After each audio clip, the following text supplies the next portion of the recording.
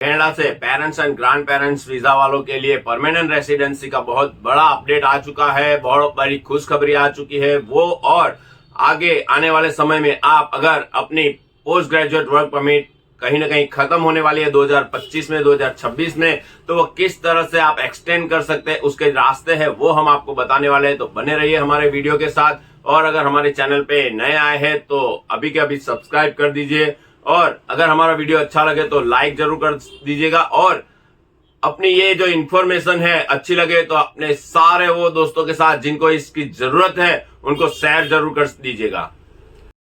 Canada में ऐसे कौन से रास्ते हैं जिससे आप अपनी पोस्ट ग्रेजुएट वर्क परमिट अगर खत्म होने वाली है तो आप एक्सटेंड करवा सकते हैं, उसमें हम आपको बताएंगे अलग अलग रास्ते जिससे आप अपनी post graduate work permit extend करवा सकते हैं।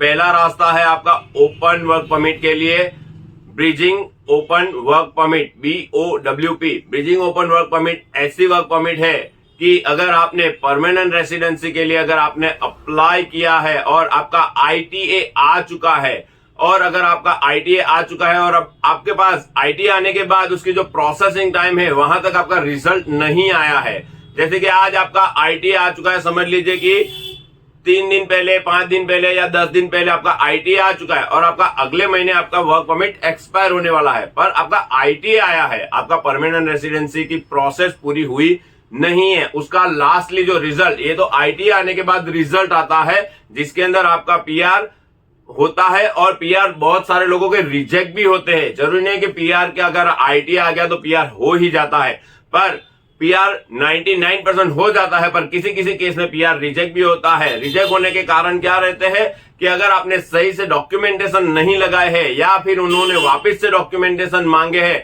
और अगर आपने वो डॉक्यूमेंटेशन सही से प्रोवाइड नहीं किए हैं तो भी आपका वहां पे परमानेंट रेसिडेंसी का ITA आने के बाद भी आपका रिजेक्शन हो सकता है। तो अगर ITA जिनका आ चुका है वो लोग अगर अपनी work permit, post graduate work permit जो 3 साल का मिलता है वो खत्म होने वाली है, तो आप उसको एक्सटेंड बिल्कुल ही आसानी से करवा सकते हैं। पर उसका सबसे बड़ा क्राइटेरिया यही है कि अगर आपका ITA आ चुका है तो ही आप उसके लिए एलिजिबल बनते हैं।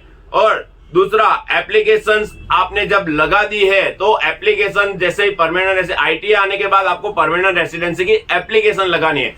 एप्लीकेशन लगाने के बाद उसका एप्लीकेशन नंबर, बहुत ध्यान से सुनिएगा, एप्लीकेशन नंबर आपको मिल जाना चाहिए। एप्लीकेशन नंबर का जो एक्नॉलेजमेंट लेटर है, एक्नॉलेजमेंट लेटर आपको ले लेना है, और उस एक्नॉलेजमेंट लेटर के बताने से ही उसके बाद ही आप अपनी ओपन वर्क परमिट जो है, ब्रिजिंग ओपन वर्क परमिट, वो अप्लाई कर सकते हैं। उसके पहले वो आप कर नहीं सकते हैं। तो इतना बहुत ध्यान रखिएगा कि आपको एप्लीकेशन नंबर आ जाता है सबमिट करने के बाद, तो आप उसके अंदर बिल्कुल ही आसानी से आप ब्रिजिंग ओपन वर्क परमिट लगा सकते हैं। अब बहुत सारे लोगों को यूं है कि हमारी जो पूल के अंदर फाइल लगी हुई है तो भी हमारा वर्क परमिट खत्म होने वाला है, तो हम इसको ब्रिजिंग ओपन वर्क परमिट लगा सकते हैं, पर आपकी एप्लीकेशन वहां पे नहीं लग सकती है। क्यों? क्योंकि ये ओपन वर्क परमिट जो है, ब्रिजिंग ओपन वर्क परमिट, वो सिर्फ ITA आ जाने के बाद ही कर सकते हैं, उसके पहले नहीं कर सकते हैं। क्योंकि आपने जो CRS के साथ आपने जो बनाया है उसको बोलते हैं सिर्फ क्रिएटिंग योर पूल प्रोफाइल। समझ लीजिए, क्रिएटिंग योर पूल प्रोफाइल, उसको बोलते हैं कि प्रोफाइल क्रिएट की है आपने, आप उस रेस के अंदर, आप उस पूल के अंदर आ चुके हैं। इसका मतलब ये नहीं है कि आप परमानेंट रेसिडेंसी के लिए एलिजिबल हो गए। ये जो है वो परमानेंट रेसिडेंसी का जो स्कोर आता है, ड्रॉज निकलते हैं, उसके बाद ड्रॉज निकलने के बाद ITA आने वाले के लिए ही ब्रिजिंग ओपन वर्क परमिट है। इतना खास समझ लीजिए, हर किसी के लिए ये ब्रिजिंग ओपन वर्क परमिट नहीं है, क्योंकि जैसे ही आपका ITA आ जाता है तो उनको कहीं ना कहीं ये आगे प्रोसेस करने के लिए कनाडा में रहना जरूरी है, इसके लिए उनको bridging open work permit offer किया जाता है। पर ब्रिजिंग ओपन वर्क परमिट में भी बहुत सारी दिक्कतें आती है। ब्रिजिंग ओपन वर्क परमिट सबको नहीं मिलता है। अगर आपका ITA भी आ चुका है और अगर आपको ब्रिजिंग ओपन वर्क परमिट चाहिए तो उसके भी बहुत सारे क्राइटेरिया फॉलो करने पड़ते हैं, क्योंकि उसमें एक सबसे बड़ा क्राइटेरिया ये है कि अगर आपके पास ITA आ चुका है तो कम से कम भी 30-40 दिन पहले आप अप्लाई कर दीजिए। क्यों? कि अगर 30-40 दिन का प्रोसेसिंग टाइम उसके अंदर भी लग जाता है।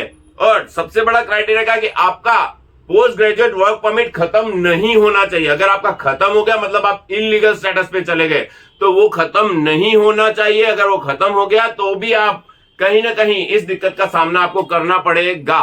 तो आपका पोस्ट ग्रेजुएट वर्क परमिट है वो कंटिन्यू होना चाहिए, तो आप ब्रिजिंग ओपन वर्क परमिट के लिए एलिजिबल हो सकते हैं। और दूसरा एक उसके अंदर जो क्राइटेरिया है कि आपका अगर पोस्ट ग्रेजुएट वर्क परमिट जो है वो अगर खत्म हो जाता है तो आपको करना क्या है, उसके लिए आपको दूसरा रास्ता आता है, जिस रास्ते के लिए आपको करना क्या होता है वो हम आपको आगे वीडियोस में वो भी बताएंगे। ब्रिजिंग ओपन वर्क परमिट में आपके जो क्राइटेरिया है उसके अंदर आपको करना क्या है कि आपका work permit post graduate work permit तो चालू होना चाहिए, पर आपके पास जॉब ऑफर लेटर भी होना चाहिए, आपका जॉब चालू होना चाहिए। अगर आपकी जॉब भी नहीं है तो भी आप कहीं ना कहीं इस क्राइटेरिया से बाहर हो जाते हैं। तो इस दोनों चीजों का बहुत ख्याल रखेगा और अपने इमिग्रेशन लॉयर से संपर्क कर लीजिएगा। बाकी के क्राइटेरिया वो आपको बता देंगे कि किस तरह से आप bridging open work permit ITA आने के बाद लगा सकते हैं। दूसरा रास्ता है स्पाउसल ओपन वर्क परमिट। अगर आपका स्पाउस वहां पे है और आपका पोस्ट ग्रेजुएट वर्क परमिट खत्म होने वाला है और वो स्पाउस जो आपका है वो वहां पे PR है या सिटीजन है तो आप बिल्कुल आसानी से लगा सकते हैं। या फिर अगर आपका स्पाउसल वहां पे है और उसका कोर्स कहीं ना कहीं लंबा कोर्स है, जैसे कि 16 महीने के ऊपर का उसका कोर्स बाकी है, उसकी वर्क परमिट भी 16 महीने के ऊपर की बाकी है, जैसे अभी रूल्स चेंज हुए हैं उस हिसाब से अगर होता है तो वो स्पाउसल ओपन वर्क परमिट से भी आप अपना work permit post graduate work permit के बाद extension of work permit open work permit आप करवा सकते हैं। तो ये था दूसरा रास्ता। तीसरा रास्ता है कि अभी आप LMIA किसी भी एम्प्लॉयर के पास, अगर आपका एम्प्लॉयर अच्छा है, संबंध अच्छे हैं, तो आप एम्प्लॉयर के पास जाइए, एम्प्लॉयर आपको वहां पे LMIA दे देता है तो भी आपका वर्क परमिट एक्सटेंड इजीली हो सकता है। पर ऐसा नहीं है कि LMIA आपको PR का गारंटी देता है, क्योंकि पहले था PR के लिए LMIA में को जो मिलता था उसमें 50 पॉइंट्स और 200 पॉइंट्स प्लस होते थे। अभी जो हाल फिलहाल 50 पॉइंट्स और 200 पॉइंट्स रिमूव कर दिए गए हैं, तो आपको सिर्फ एक सपोर्ट मिलेगा कनाडा में रहने के लिए। अगर आपका एम्प्लॉयर अच्छा है और आपको सपोर्ट करता है और ऐसा सपोर्टिव एम्प्लॉयर आपके पास है तो आप जरूर से LMIA का रास्ता भी अपना सकते हैं। रास्ता है कि आप स्टडी परमिट भी अपना एक्सटेंड करवा सकते हैं, पर इससे आपको स्टडी परमिट में जितने टाइम का स्टडी आप लेते हैं उतने टाइम आपको मिलेगा। और स्टडी परमिट जब मिलता है तो आपको स्टडी के साथ, जैसे कि आपने 2 सेमेस्टर वाला कोई कोर्स लिया है, 8 महीने का कोर्स लिया है, तो उसके बाद 3 महीने एक्स्ट्रा, मतलब आपको 8 और 3 11 महीने शायद रहने को मिल सकता है। तो वो भी एक रास्ता है जिससे आप कनाडा में बने रह सकते हैं, लेकिन वो थोड़ा आपको एक्सपेंसिव रहने वाला है। वीडियो में आगे भी बने रहिएगा, आगे वीडियो थोड़ा लंबा होने वाला है लेकिन बने रहेगा, बहुत ही अच्छी इन्फॉर्मेशन आपको देने वाले हैं पेरेंट्स एंड ग्रैंड पेरेंट्स के लिए। और अगर नया है तो प्लीज सब्सक्राइब कर दीजिए। इस वीडियो के माध्यम से आपको एक बात और ही बताना चाहेंगे कि अगर आपका ITA आ चुका है तो प्लीज आपका इलीगल स्टेटस कैसे भी कनाडा में ना हो उसकी बहुत ही ध्यान रखिएगा।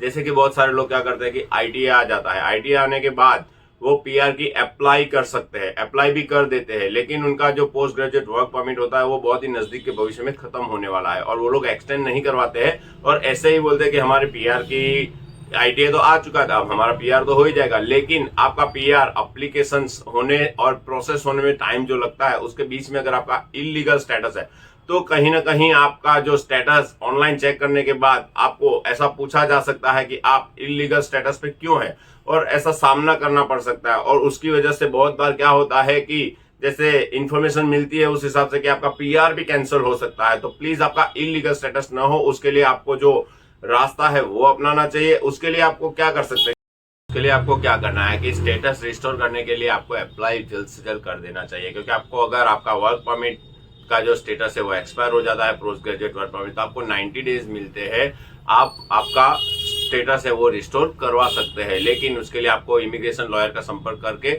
जो रियल प्रोसीजर होती है उसको फॉलो करना पड़ेगा, उसके जो क्राइटेरिया है वो जान लेना पड़ेगा और उसके बाद अपनी एप्लीकेशन लगा के अपना स्टेटस वहां पे रिस्टोर कर सकते हैं। रिस्टोर होने के बाद आप आसानी से अपनी ब्रिजिंग ओपन वर्क परमिट लगा सकते हैं जो आपको 2 साल की मिलने वाली है, और वो 2 साल तक आप आसानी से कनाडा के अंदर रह सकते हैं। और ऐसा नहीं है कि आप 2 साल तक ही रह सकते हैं, इमिग्रेशन ऑफिसर की परमिशन से उसको आप एक्सटेंड भी करवा सकते हैं। अगर आपका PR का स्टेटस आपका वहां पे यस और नो दोनों में से कुछ भी नहीं आता है तो आप इसी तरह से आप ओपन ब्रिजिंग वर्क परमिट का इस्तेमाल कर सकते हैं और आप अपना आसानी से वहां पे लीगल स्टेटस बना सकते हैं।